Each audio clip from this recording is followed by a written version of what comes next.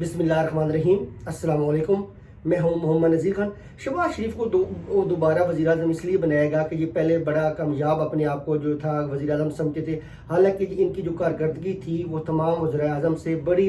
ناکام ترین کارکردگی تھی۔ اس لیے ان کو وزیر اعظم بنایا گا کہ اس وقت یہ جو تھے بڑے سکون سے انہوں نے وزارت عظمیٰ کا وقت کٹنے ہوئے گزارا، کیونکہ اس وقت ان کے پاس جو تھا اپوزیشن لیڈر راجہ ریاض تھا، جو ان کے خلاف کوئی بات نہیں کرتا تھا، ان کے جو کام ہوتے تھے ان کے اوپر تنقید نہیں کرتا تھا، قانون سازی کی مخالفت نہیں کرتا تھا۔ بیسیکلی راجہ ریاض پاکستان مسلم لیگ نواز کا حصہ تھا۔ تو یہ غلط فہمی میں شہباز شریف صاحب شکار ہوئے، غلط فہمی کا شکار ہو گئے اور دوبارہ وزارت عظمیٰ قبول کر گئے۔ ان کے شوق بھی تھا، خواہش بھی تھی کہ میں دوبارہ وزیر اعظم بنوں، لیکن اس دفعہ کے جو حالات ہیں وہ بہت زیادہ مختلف ہیں۔ اس دفعہ تو مولانا فضل الرحمان صاحب بھی دھاندلی کے خلاف آواز اٹھا رہے ہیں۔ پھر قومی اسمبلی کے اندر جو ہے پاکستان تحریک انصاف جو ہے وہ موجود ہے، چاہے وہ سنی اتحاد کونسل کے پلیٹ فارم پہ موجود ہے۔ جب شہباز شریف پہلی دفعہ وزیر اعظم بنے تو اس وقت جو تھی پی ٹی آئی قومی اسمبلی میں تو موجود نہیں تھی، سڑکوں کے اوپر احتجاج کرتی تھی، اس لیے ان کو بڑا آسان ہوا کام کرنا، یہ کہ آرام سے اپنے وزارت عظمیٰ کا جو ٹینیور تھا وہ انجوائے کرتے رہے، ان کو کوئی رکاوٹ نہیں ہے۔ اب جو ہے پاکستان تحریک انصاف جو ہے وہ قومی اسمبلی کے اندر موجود ہے، شیر افضل مروت ہو گئے، ان کی اور باقی جو رہنما ہے وہ بڑے مؤثر انداز میں اپنا موقف بیان کرتے ہیں، دھاندلی کے اوپر آواز اٹھاتے ہیں، فارم 45 کے تقدس کی بات کرتے ہیں،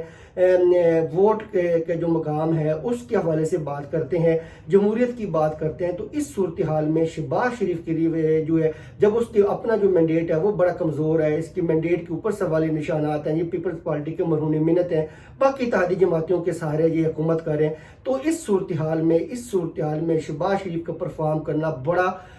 مشکل ہوگا، ناکام ہوگا، اور ایسے لگ رہا ہے کہ یہ اس دفعہ جو ہے بڑی مشکل جو ہے 8-9 ماہ ہی پوری کر سکیں، کیونکہ کوئی سیاسی جماعت جو ہے وہ اپنا سیاسی وجود کسی صورت میں ختم نہیں کرنا چاہتی۔ جب آپ آئی ایم ایف کے محتاج ہیں، مہنگائی پہلے ہی بہت زیادہ عروج پہ آئی، پہلے جو ان کا جو ٹرن اوور تھا اس میں عوام کی چیخیں نکل گئیں، ان کی پالیسیز کی وجہ سے عوام جو ہے وہ خودکشی پہ مجبور ہوئے، لوگ جو ہے اپنے چھوٹے چھوٹے بچوں کو اب دہاڑی پہ بھیجتے ہیں، حالانکہ ان بچوں کی اسکول کی تعلیم میں اسکول جانے کی عمر ہے، تعلیم لینے کی عمر ہے، لیکن نہیں، مہنگائی اتنی زیادہ ہو چکی ہے کہ لوگوں کا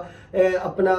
جو ڈیلی جو معاملات ہیں ان کو پورا کرنا باعث طریقے سے بڑا مشکل ہو چکا ہے۔ تو ڈیفینیٹلی شہباز شریف کا اس وقت جو ٹینور ہے وہ بڑا کمزور ہے، اور یہ جو خواب دیکھ رہے تھے کہ وہی میں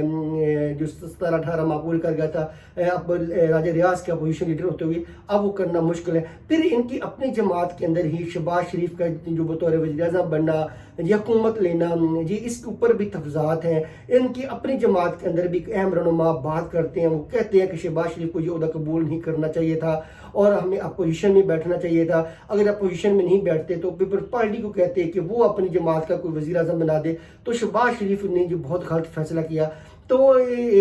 اب یہ اپنی جماعت کے اندر بھی اخلاقی طور پہ کمزور ہوتے جا رہے ہیں۔ پھر انہوں نے یہ دیکھیں کہ پاکستان کے اندر جو ہے نہ قانون کا احترام ہے، نہ آئین کا احترام ہے۔ جس شخص نے جو ہے نگران وزیر اعلیٰ کے طور پہ انتخابات کروانا تھا، نیوٹرل رہنا تھا، اب وہی جو جماعت ہے برسر اقتدار ہے اسی جماعت کا وزیر داخلہ ہے محسن نقوی۔ اب پوری دنیا پہلے پاکستان کے جو نظام ہے اس کے اوپر سوالیہ نشانات اٹھا رہی ہیں، دھاندلی کے اوپر سوالیہ نشانات اٹھا رہے ہیں، الیکشن پروسیس کے فیئرنس کے اوپر، ٹرانسپیرنسی کے اوپر سوالی نشانات اٹھا رہے ہیں۔ جب محسن نقوی جو ہے وہی جو نگران وزیر اعلیٰ تھا وہی اب آپ کا وزیر داخلہ بن جائے تو پھر اس الیکشن کے پروسیس کے اوپر بہت زیادہ سوالی نشانات اٹھیں گے، کیونکہ پھر یہی ہوگا کہ محسن نقوی ان کے ساتھ ملا ہوا تھا، اس کی آپس میں کوئی انڈرسٹینڈنگ تھی، کوئی کمٹمنٹ تھی، جو پھر جو پی ٹی اے کے خلاف کریک ڈاؤن کیا گیا اس بطور وزیر اعلیٰ، اس کے دور میں پھر کیا یہ شہباز شریف کے کہنے پہ ہوتا تھا؟ اس کے اوپر تو سوالی نشانات اٹھیں گے۔ ہوتا تو یہ ہے، آئین کے اسپرٹ بھی یہی ہے کہ جو انٹرم سیٹ اپ کے لوگ ہوتے ہیں وہ بعد میں الیکشن کا حصہ نہیں بنتے، حکومت کا حصہ نہیں بنتے، کیونکہ ان کی نیوٹریلٹی کے اوپر پھر سوالیہ نشانات اٹھتے ہیں۔ اب تو جو نیوٹریلٹی والا کنسیپٹ ہی ختم ہو گیا، اب تو محسن نقوی شہباز شریف کی کیبنٹ کا حصہ ہے، وہ محسن نقوی جس نے فیئر الیکشن کروانا تھا، نیوٹرل رہنا تھا۔ اب آپ کیسے کہہ سکتے ہیں کہ اس کی شہباز شریف کے ساتھ انڈرسٹینڈنگ نہ ہو، نواز شریف کے ساتھ انڈرسٹینڈنگ نہ ہو، آصف علی زرداری کے ساتھ انڈرسٹینڈنگ نہ ہو؟ پھر تو ڈیفینیٹلی جو پی ٹی اے کے خلاف کریک ڈاؤن ہوا، محسن محسن نقوی کی وزیر داخلہ بننے کے بعد، شہباز شریف کی کیبنٹ کا حصہ بننے کے بعد بہت زیادہ قانونی طور پہ، اخلاقی طور پہ سوالیہ نشانات کھڑے ہو گئے ہیں، کہیں کہ یہ سیاسی طور پہ تو نہیں کیا گیا، کہیں جی شہباز شریف کے کہنے پہ تو نہیں کیا گیا، تو ڈیفینیٹلی محسن نقوی کو اس قسم کا عہدہ نہیں قبول کرنا چاہیے تھا، اوائڈ کرنا چاہیے تھا، تاکہ دنیا میں ہمارا کوئی احترام تو باقی رہ جاتا۔ پہلے ہی ہم دنیا ہمارے جو الیکشن کا پروسیس ہے، انتخابی پروسیس ہے، اس کے اوپر بڑے سوالیہ نشانات اٹھاتی ہے۔ تو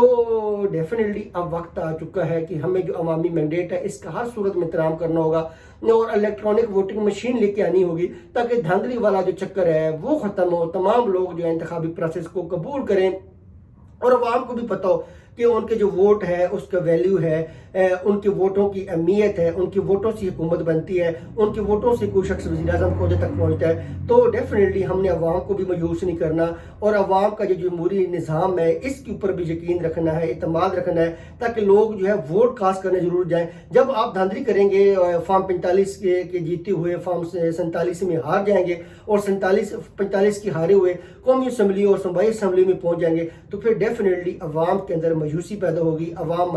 مایوسی کا شکار ہوں گے۔ تو ہم نے عوام کو امید دکھانی ہے، روشنی دکھانی ہے، ان کو بہتر مستقبل دکھانا ہے، سہانے خواب دکھانے ہیں اور ان کا اس نظام کے اوپر اور یقین مضبوط کرنا ہے۔ تو اس کا وحید حل ہے کہ ہمیں ہر صورت میں جو دھاندلی والا نظام ہے اس کو ختم کرنا ہوگا، عوامی مینڈیٹ کا احترام کرنا ہوگا، اور تاکہ پاکستان آگے بڑھے، پاکستان کے مسائل حل ہوں۔ پاکستان کے جو مسائل ہیں وہ سیاسی استحکام کے ساتھ ہیں، اور سیاسی استحکام ہوگا تو معاشی استحکام ہوگا۔ سیاسی استحکام اس وقت تک نہیں آ سکتا جب تک آپ جو ہے دھاندلی ختم نہیں کریں گے، کسی کے مینڈیٹ کے اوپر ڈاکہ نہیں ڈالیں گے، فارم 45 میں ہارے ہوئوں کو جو ہے فارم 47 کے ذریعے اسمبلی سے میں پہنچانے سے باز نہیں آئیں گے، فارم 45 والے جو جیتے امیدوار ہیں ان کو ہی نمائندگی کا حق دیں گے، تب جا کے آپ کے معاشی مسائل حل ہوں گے۔ اگر آپ یہ سوچتے رہیں گے کہ عوام جو ہے 25 کروڑ عوام جو ہے وہ غلط سوچتی ہے، تو ڈیفینیٹلی پھر آپ جو ہے پھر جمہوری پروسیس جو ہے اس کو جو ہے اس کے اوپر سوالی نشانات اٹھاتے جائیں گے، دھاندلی کرواتے جائیں گے، تو پھر ڈیفینیٹلی نہ معاشی استحکام آئے گا، نہ سیاسی استحکام آئے گا، اور لوگ جو ہے پھر خودکشیوں پہ مجبور ہوں گے۔ خدارہ جو ہے پاکستان کے اوپر رحم کریں، پاکستانی عوام کے اوپر رحم کریں، اور جو انتخابی پروسیس ہے اس میں جو لوگ جیتے ہوئے ہیں انہی کو نمائندگی کا حق دیں، تاکہ پاکستان کے مسائل حل ہوں۔ پاکستان زندہ باد، پاک فوج زندہ باد۔